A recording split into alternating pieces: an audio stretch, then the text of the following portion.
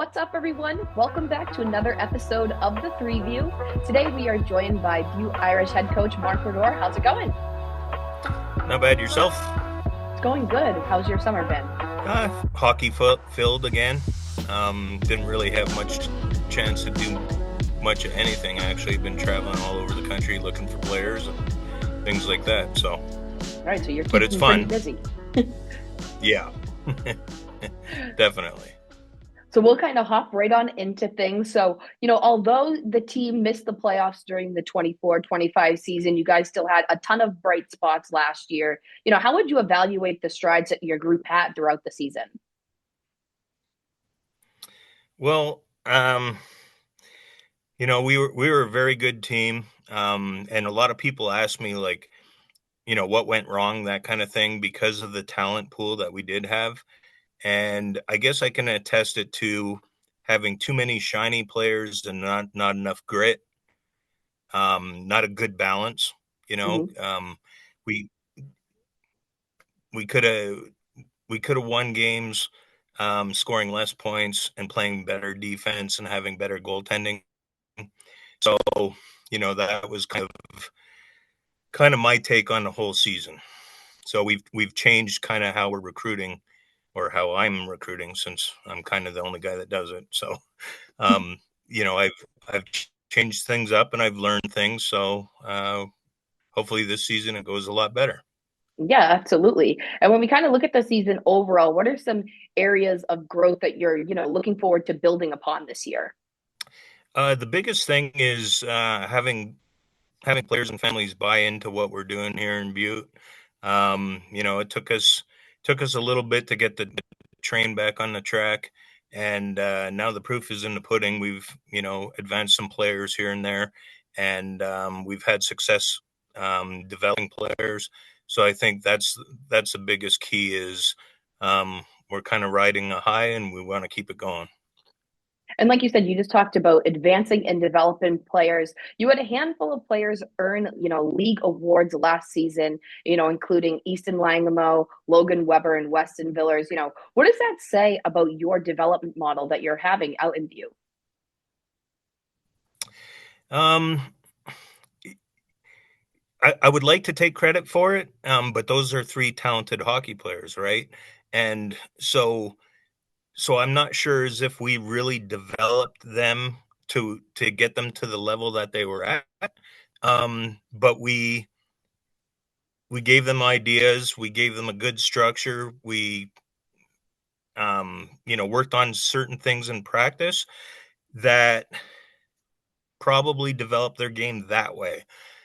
Yeah, they had the talent, and that's what made it easy for me. But at the same time, I don't want to take credit for those three guys. They're incredible hockey players, and I think they just needed to get seen to move up in their advancement. And how do you build upon that league recognition as you look to continue to build the program?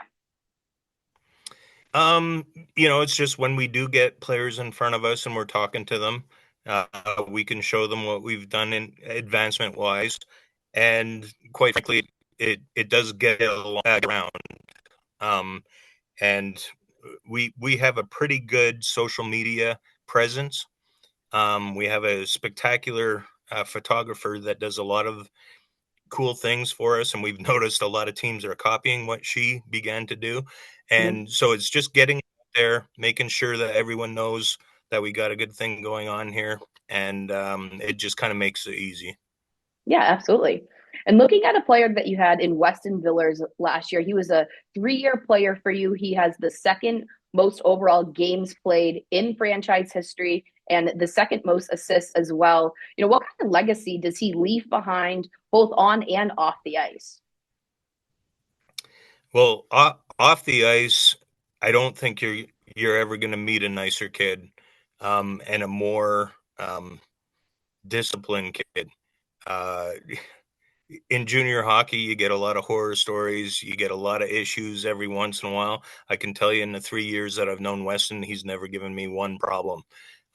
His parents did a spectacular job with him.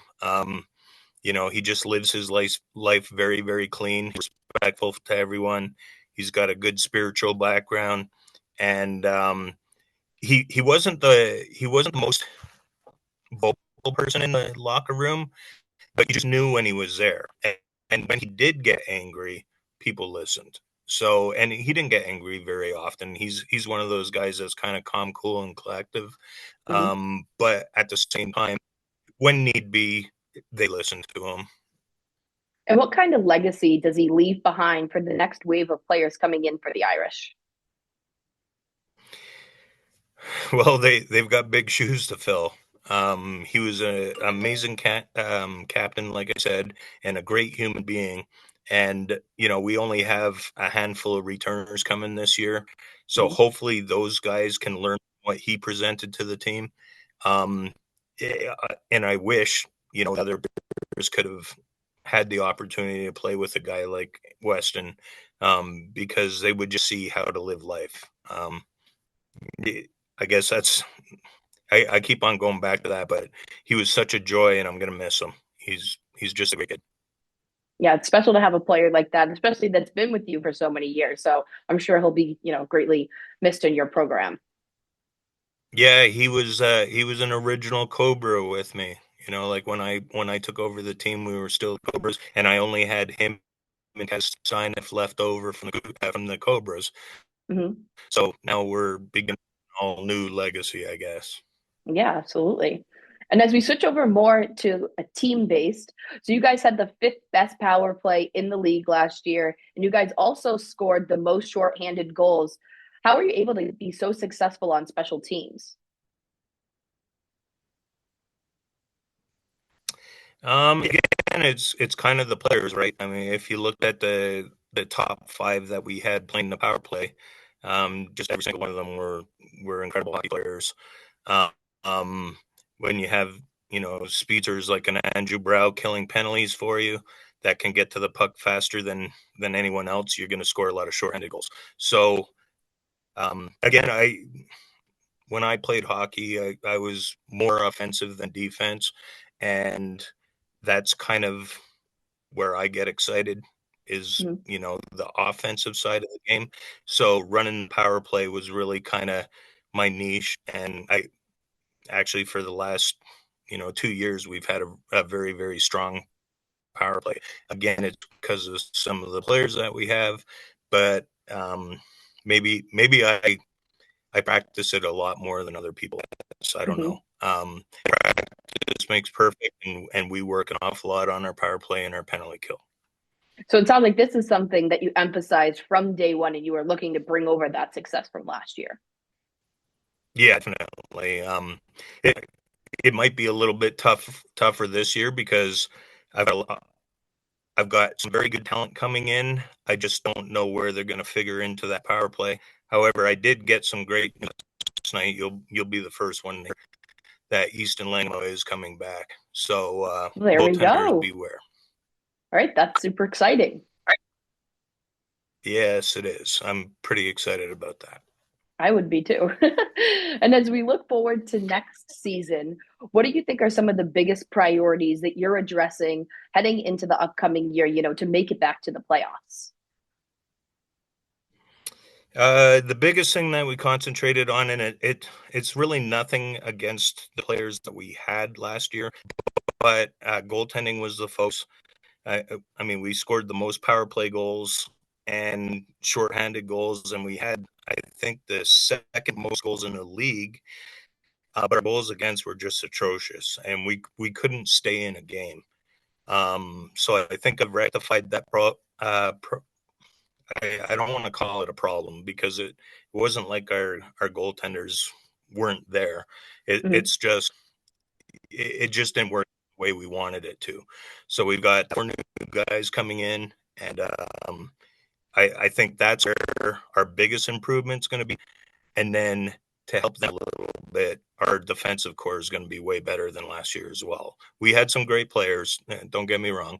It's just after looking at the whole season and seeing where our problems were, it wasn't on the offensive side of the game, right?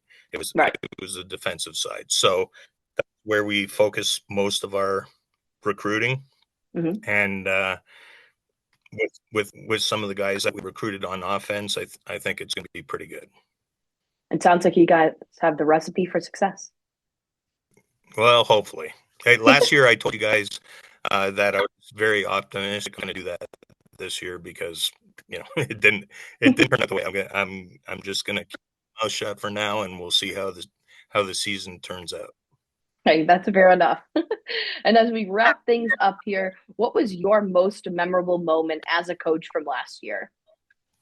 Are you talking like as a team or like a certain play? That I saw that and I didn't know exactly what you want. Anything that kind of stood out to you as something that you'll remember from the last year? I guess the biggest thing was having Rob O'Neill, who killed Osama bin Laden. He came and he dropped a ceremonial puck with us, and then spoke to the players before the game, gave them kind of like a talk, and it was quite powerful. Just meeting a guy like him and being in the same room with him, and with my background in life, he was a hero to me.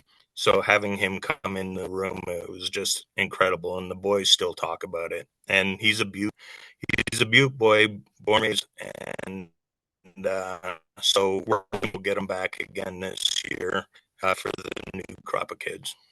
Oh, that's exciting. Awesome.